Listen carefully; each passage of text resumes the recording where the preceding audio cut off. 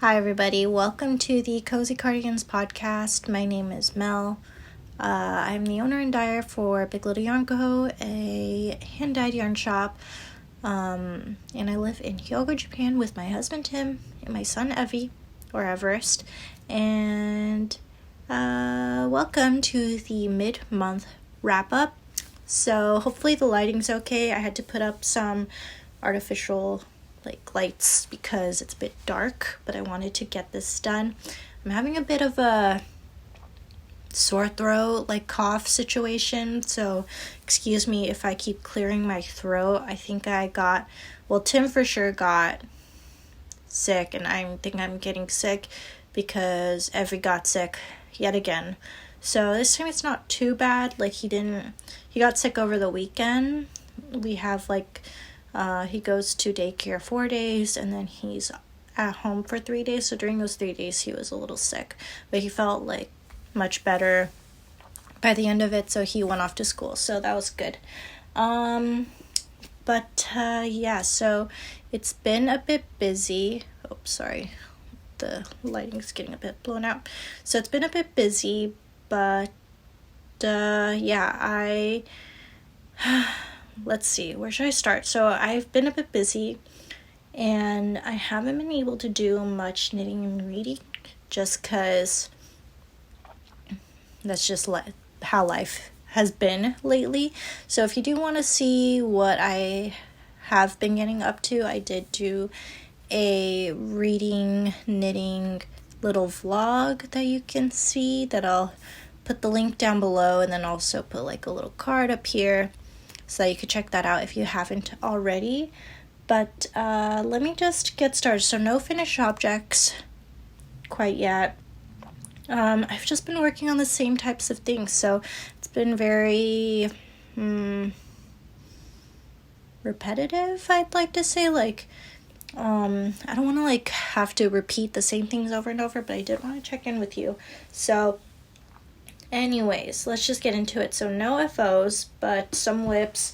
So in the last video of the vlog, I was talking about finishing the body, and I did finish the body of Tim's summer top, and I'm currently doing the collar. As you can see, I think what I'm gonna do, he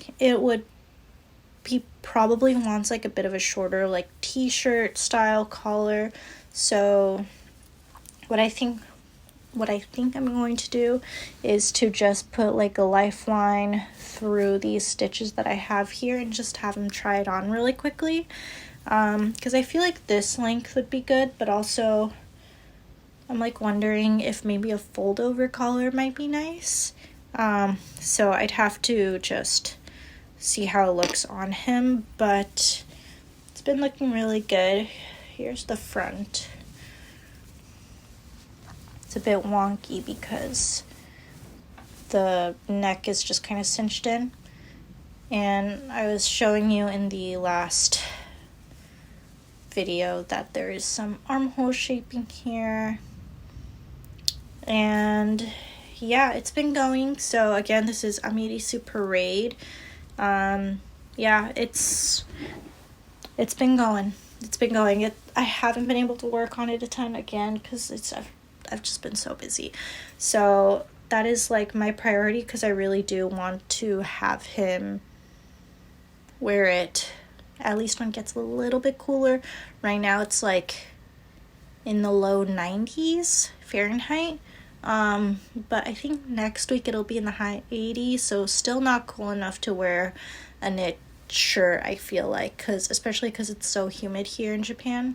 So maybe within a couple weeks, month or so, he'll be able to wear it more comfortably.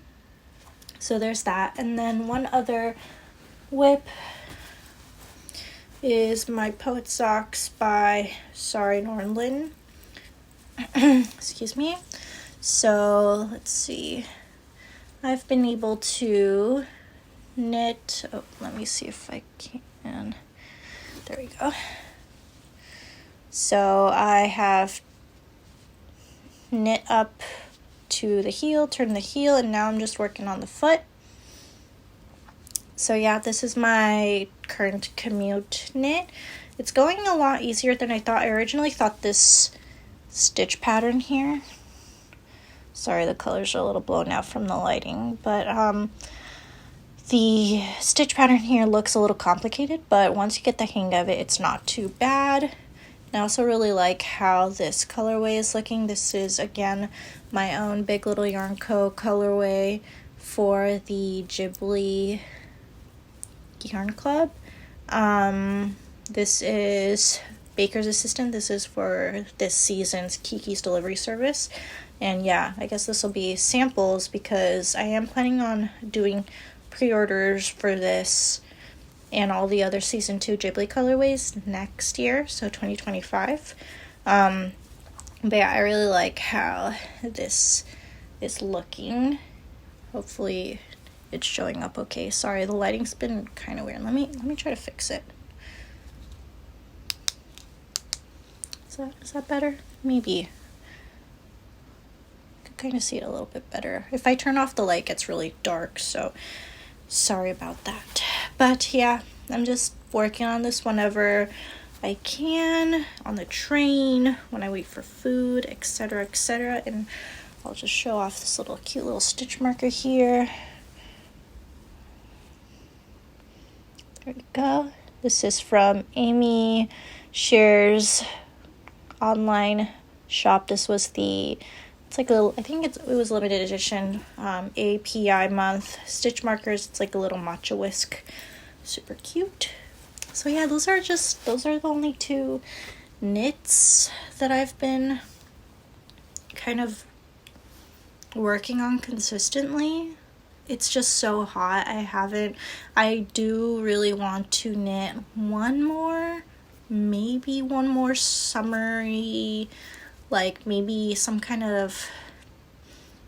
that I could transition into the fall kind of knit. I do really still want to knit something like that. Just because this is like literally, Tim's top has literally been the only thing that I've been knitting on during the summer. But yeah, maybe like one more transitional piece, and then I can start thinking more about autumnal knits. I do really want to knit forgot what it was called, but I knit a swatch for it. Is it here? Oh yeah, this is the swatch for it, and I'll put the name of the pattern. It's by Indigo Knits. But yeah, I really want to knit this. This is for sure going to be my first cast on when it becomes cool enough. This is on my Coraline colorway, and then the contrast color is Olan Club skein that I had in stash. So I'm really excited about this. I really want to knit this. I would love to have it, I mean, in a perfect world, I would love to have it by Halloween. Like, it's just kind of like a spooky, not angsty, but like grungy looking color combo that I really enjoy. So that's the hope, but we'll see. But yeah, that's some plans. But let's move on to books. I haven't been reading a ton. I mentioned in the previous video that I think I'm hitting a slump. I think I'm kind of slowly working my way out of it, but the past few books that I've been reading just have been kind of duds. So we'll see. I've been kind of trying to journal a bit more, like work on my reading journal, just try to get myself excited to be reading new books. Hopefully that helps. But thank you so much for those of you who, I have to like look through everything still, but thank you so much for those of you who have commented with a book recommendation to like get me out of this reading slump. I really appreciate it. I'm gonna like jot them all down and put them in my to read pile so that I have a little bank of books to check out when I need it, which is right now actually. So the first book that I've only finished 2 books so far this month, which is really weird for me. Usually I feel like I would have finished maybe like 5 to 7 books by now, but again, reading slump, it's been really busy, so I've just kind of been, once I finish all my work, I like pick up Ebby from daycare, have family time, put him to bed, and then I have to do more computer work, and then by then it's like 10 or 11, and then I'm just kind of like pooped, and I just lay down in bed and try to go to sleep. So not a ton, but the first book I read is Death on the Nile. I finished this, oh no, you know what, I think I've read 3 books, sorry. So first book I read, I'm not going in order, sorry, my brain, again, I'm getting sick. So this is actually the second book I read, but since I'm already showing it to you, I'll just start with this. This is Death on the Nile by Agatha Christie. I just finished this yesterday. It was not my favorite Agatha Christie.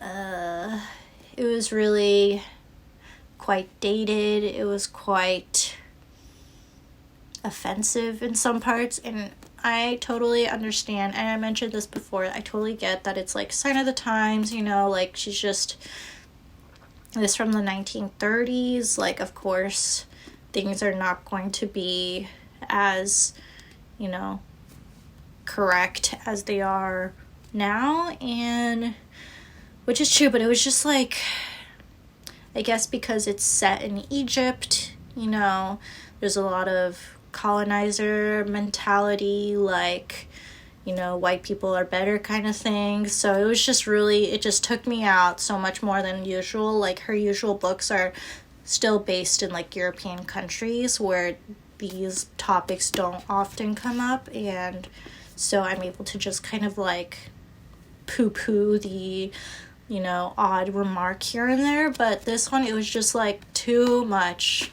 So like as a non-white person of color, it was just a bit much. So I didn't enjoy that part, obviously, and there were just some parts where it was just like funny, but they weren't trying to be funny. They were being completely serious, but it was just like funny now reading it in modern times, like these remarks that they would say.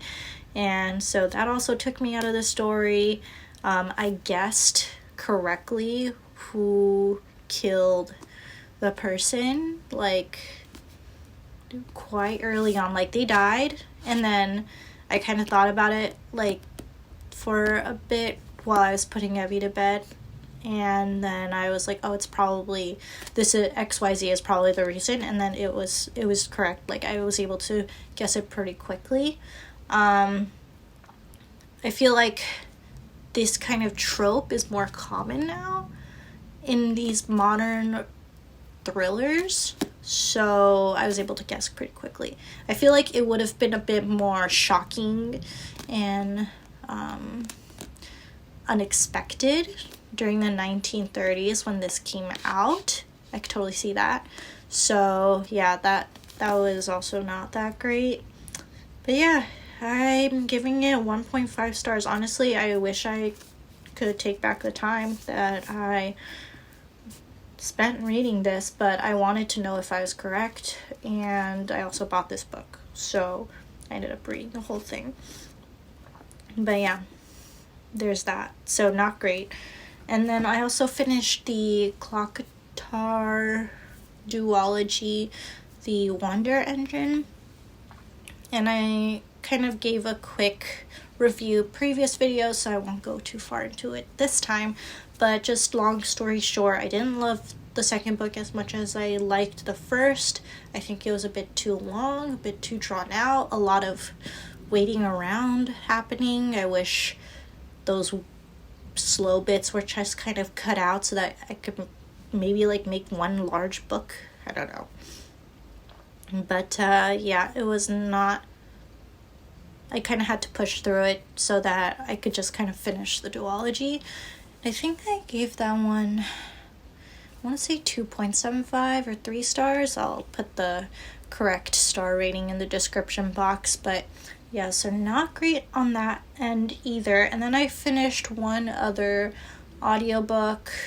It was called Horror Movie, and by Paul Tremblay, and it is about like a cult, like this movie that was filmed but never released, and these certain scenes of the movie has been leaked out onto YouTube, and there's been a cult following based off of just those scenes. So it's quite a famous movie that's never been made. But you follow one actor that has played a part in the movie, and he's trying to create a remake of it, or like reboot, I guess, because the original movie has never been published. So I don't know if that's the term for movies, but so he's trying to get this movie remade or rebooted, and so you kind of follow him. And also it's a cult following because none of the actors, there's weird things that has happened in the original like filmmaking aspect of the original movie, and like a lot of like what do you call it, like not suspicions, but like different, just weird things have happened during the filmmaking of the original movie that has a lot of people speculating about what happened, like who did what, and if whether or not those things were real. And none of the actors or original people associated with the first movie has survived except for this one guy, so you follow him. And it was actually really interesting. The ending was left to be desired. I wasn't in love with the ending, but it was a good time. I really liked the audiobook. I highly recommend listening to it as an audiobook because there are multiple voice actors, and there's also some sound effects, which is really cool. And because it's like a horror movie, there's script readings for the actors, and so there's actually actors kind of reading the script and messing up, when there's mess ups of the reading and things like that, so which is actually really fun. So I do recommend the audiobook, but it was good. It was a good time. So it was like 3 stars. But yeah, those are the 3 books. And then yeah, I don't really have much to talk about. I did bring some yarn home from the studio for like future autumnal knitting, but they haven't been revealed yet because they are part of clubs, so I don't really want to show you, unfortunately. But yeah, this is such a short video, but I guess that's what happens when you're not feeling too great. So I hope that this little check-in, isn't too weird of a little blip of a video for you. But thank you so much for stopping by and watching. Sorry it's not super long. But yeah, it's just been really busy. It's just one of those months. So hopefully I could give you more of an update at the end of the month. So I'll see you then. Bye.